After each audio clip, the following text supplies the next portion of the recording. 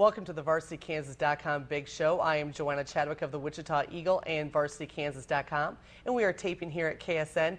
My guest today is girls basketball coach Antwain Scales from South. Thanks for being here, Coach. Thank you for having me. Well, and I just want to point out that I've now had 3 state championship coaches in a row. Of course, Antwain Scales and South High won the Class 6A girls basketball title last year, and we had Derby's coach Brennan Clark on last week. They won 6A, and then Buhler coach Steve Warner was on my show 2 weeks ago. Well, Coach, let's transition here into basketball. I mean, how excited are you for this season? I'm very excited. The girls worked extremely hard over the summer with conditioning, and we're anxious to see where we measure up this year. Well, and you know, the expectations for you guys are a little bit different. I mean, I know your expectations are always high, but you guys were just a little bit under the radar, I think, to the vast majority of people. I knew you guys were going to be good. The rest of the City League knew you were going to be good. But here you go out and you guys win a state title with such a young team, returning every starter. How high are the expectations? Well, the expectations are going to be extremely high this year. We set the measure and the bar real high as far as being able to compete on and off the court. So it's going to be interesting to see where we measure up. So how do you handle that with your kids? You guys are now the favorite as opposed to maybe the team that no one's really too sure about. So how do you handle that with the girls? I think you handle it with maturity, you know, and being accountable. That's going to play a major role in us being successful down the line, and that's what we want to tend to focus on this year, just the mature aspects of the game. Well, and that's so important too, because you can't go out there saying we're winning that state title when you have 22, 3, 4 games before you get to that point. So how do you kind of keep them on that even? I mean, do you focus game by game? Is that what you do? Yeah, every situation is a game-by-game basis, and even all the way down to a practice-by-practice basis. We want to get the most out of each time we step on the court.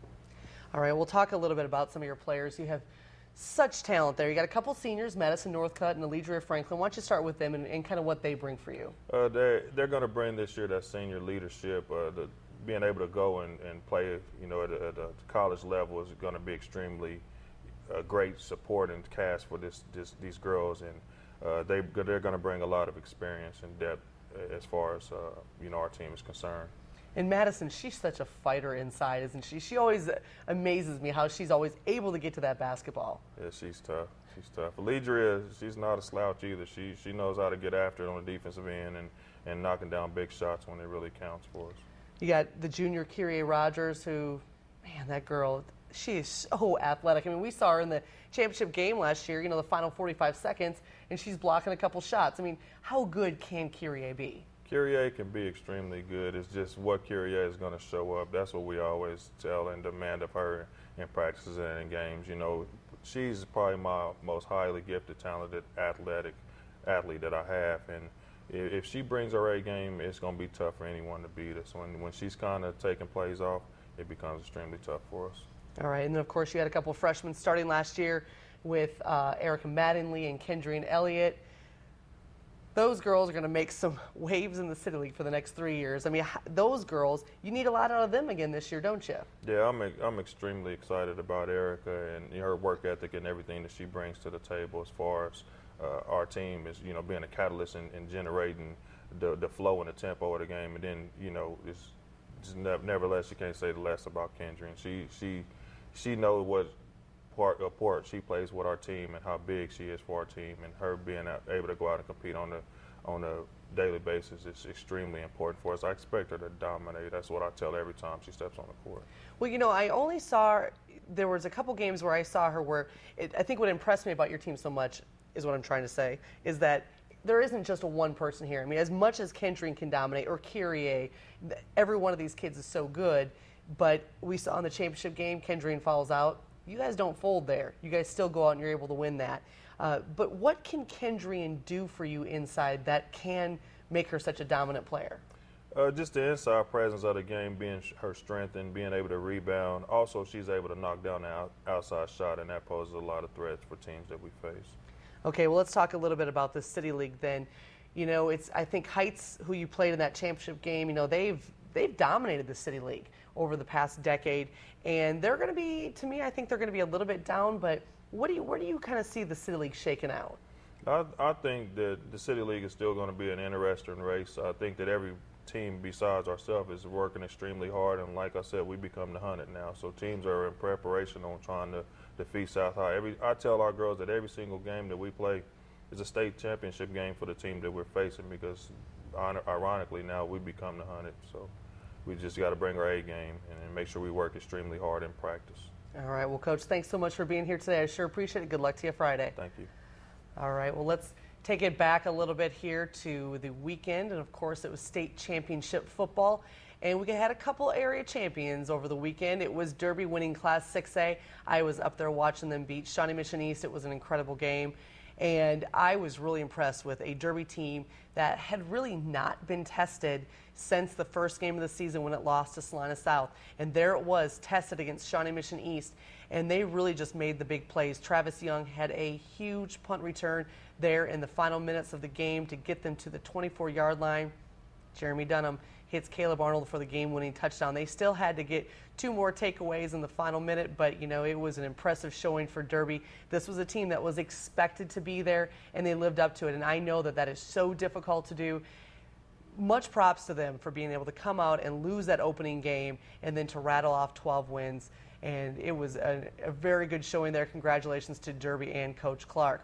In Class 5A, Salina South, who I had picked to win Class 5A all along, they had a chance there to take it, but Blue Valley beat Salina South for the second time, and they get the championship. In Class 4A, it was Buhler.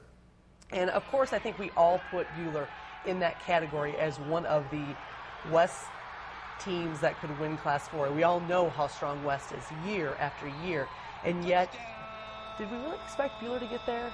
Holton was standing in the way, and Buhler got the win there, and then Buhler beat Coffeyville to win their first championship in football. Very impressive there. In Class 3A, I did not pick Silver Lake to win. I certainly didn't expect them to score in the 80s.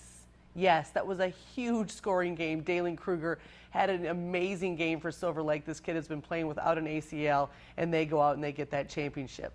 In Class 2-1A, it was Centralia. I actually thought this game was going to be close with lacrosse. I don't know what I was thinking, because Centralia just absolutely dominated from the very start.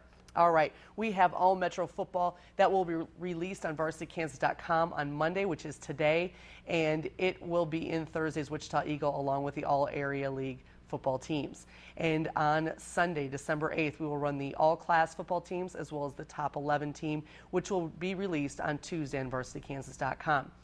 But it's basketball season started. We've got wrestling season. We've got swimming starting. So let's get into looking at the upcoming year. If you missed any of your favorite teams' previews, check them out either in the Wichita Eagle or on VarsityKansas.com, where we also have videos with each team.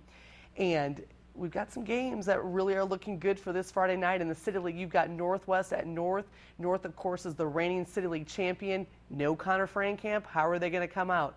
We've got Northwest, which is a pretty good young team with a couple really good big guys. You also have Heights at Carroll, always a good girls game. How good will it be this year? I'm really curious to know, because that's one of the greatest things about the first games of the year is finding out where is everyone, what we think might happen. Well, now we'll finally be able to see it. And we also have Capon is at East. Garden Plain plays Trinity Academy, and we have Andover playing May South, which I think could be a really good boys game. May South could be a team to be reckoned with this year, and of course Andover had such a good year last year. I would expect the same this year. All right, well, thank you so much for watching the VarsityKansas.com Big Show. I, of course, will be chatting on Wednesday from 1 to 2 p.m. Make sure to join me there, and enjoy your week and the start of the winter sports season.